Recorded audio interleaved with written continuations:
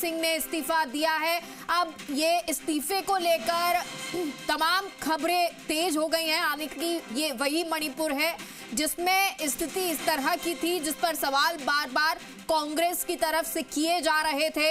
ये पूछा जा रहा था कि कितनी हिंसा हो रही है, क्या कुछ वहां पे हो रहा है, उस पर सरकार बोल नहीं रही है। पिछले साल आपको याद होगा किस तरह की स्थिति थी। और अब मणिपुर को लेकर ये बड़ी जानकारी आपको दे रहे हैं। मणिपुर के सीएम ने इस्तीफा दिया है। एन बीरेन सिंह ने सीएम पद से इस्तीफा दिया है। एन बीरेन सिंह ने राज्यपाल को इस्तीफा सौंपा है। आज अमित शाह से मिले थे एन बीरेन सिंह और उसके बाद ये इस्तीफा दिया गया है। तो बड़ी जानकारी आपको दे रहे हैं मणिपुर को लेकर। मणिपुर के सीएम के द्वारा इस्तीफा दिया गया है। अब इस पर और तमाम जानकारी आपको बताएंगे, लेकिन बड़ी जानकारी जो आ रही है वो मणिपुर के सीएम को लेकर आ रही है जिन्होंने इस्तीफा दिया है। आज इससे पहले आपको बता दें अमित शाह से एन बीरेन सिंह मिले थे और अब उन्होंने इस्तीफा दे दिया है। हालांकि वो अभी भी पद पर बने रहेंगे। गवर्नर ने उन्हें नई सरकार बनने तक जिम्मेदारी संभालने को कहा है और नए सीएम के नाम का भाजपा 1-2 दिन में ऐलान कर देगी। ये बड़ी जानकारी आपको दे रहे हैं मणिपुर को लेकर।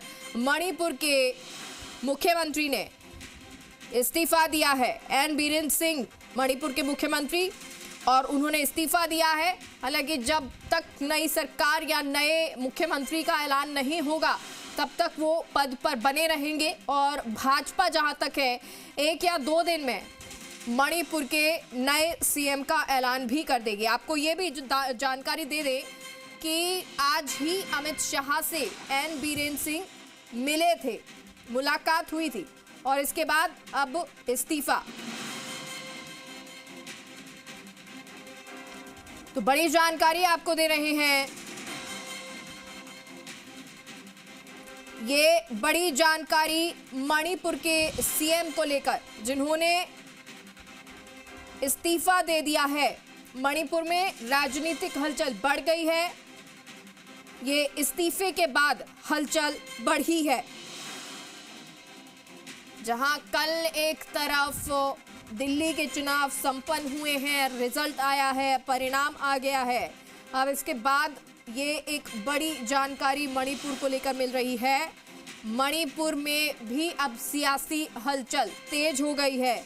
मणिपुर के सीएम ने इस्तीफा दिया और उसके बाद ये हलचल तेज है। और इसका एक कारण ये भी क्योंकि जो इस्तीफा दिया गया उससे पहले अमित शाह से एन बीरेन सिंह मिले थे और उसके बाद ये इस्तीफा दिया गया है। अविश्वास प्रस्ताव की अटकलों के बीच बीरेन सिंह जो है वो दिल्ली पहुंचे थे और उसके बाद मुलाकात हुई थी और अब मणिपुर के सीएम बीरेन सिंह ने इस्तीफा दे दिया है। और सहयोगी शशि मोहन हमारे साथ इस खबर पर जुड़ गए हैं। शशि मोहन, जानकारी दीजिए मणिपुर को लेकर। मणिपुर हिंसा के बाद इस्तीफा दिया गया है एन बीरेन सिंह के द्वारा। ये जो 7 सिस्टर्स हैं नॉर्थ ईस्ट के, उनके उन राज्यों में बहुत महत्वपूर्ण स्थान है मणिपुर का। और लंबे समय से मणिपुर की स्थितियां ठीक नहीं चल रही थी। आंतरिक स्थितियां तनाव की थी। कह सकते हैं कि आंतरिक अशांति से जूझ रहा था और विपक्ष के निशाने पर भी वहां का प्रशासन था। मुख्यमंत्री एन बीरेन सिंह लगातार वहां विपक्ष के निशाने पर रहे। अब उन्होंने केंद्रीय गृह मंत्री अमित शाह से मुलाकात की है और उस मुलाकात के ठीक बाद में उन्होंने इस्तीफा भी दे दिया है। एन बीरेन सिंह का इस्तीफा हो गया है।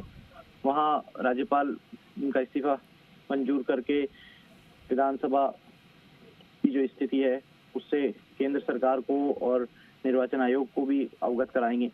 लेकिन सवाल ये है कि क्या ये इस्तीफे की कोई राइट टाइमिंग का इंतजार किया जा रहा था? आखिर अब इस्तीफा क्यों?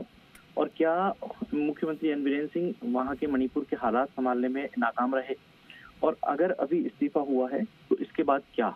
हालांकि अब तक जो परिपाटी चली आई है उसके मुताबिक कोई भी राज्य में जब मुख्यमंत्री इस्तीफा देते हैं तो राज्यपाल उन्हें स्टॉप गैप अरेंजमेंट के तहत नई सरकार चुने जाने तक काम करने के लिए कहते हैं।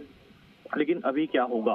क्या वहां पर राष्ट्रपति शासन लगाया जाएगा या एन बीरेन सिंह को काम करने के लिए ही कहा जाएगा? और फिर कब चुनाव होते हैं तब क्या स्थिति रहती है।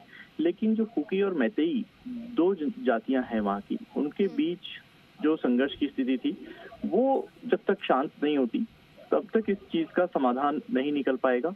और उसको शांत करने के लिए सर्वदलीय प्रयास करना, सभी दलों की तरफ से आगे आकर बात करना और सभी जो प्रभावित वर्ग हैं उनसे बातचीत करके कोई समाधान निकालना, ये महत्वपूर्ण कड़ी है। और अगर ये हो पाएगा तो आगे स्थितियां और बेहतर होने की तरफ कदम बढ़ सकेगी। बिल्कुल शशि मोहन, बहुत बहुत शुक्रिया आपका। और लखवीर हमारे सहयोगी दिल्ली से जुड़ गए हैं। लखवीर, पहले दिल्ली पहुंचे एन बीरेन सिंह, अमित शाह से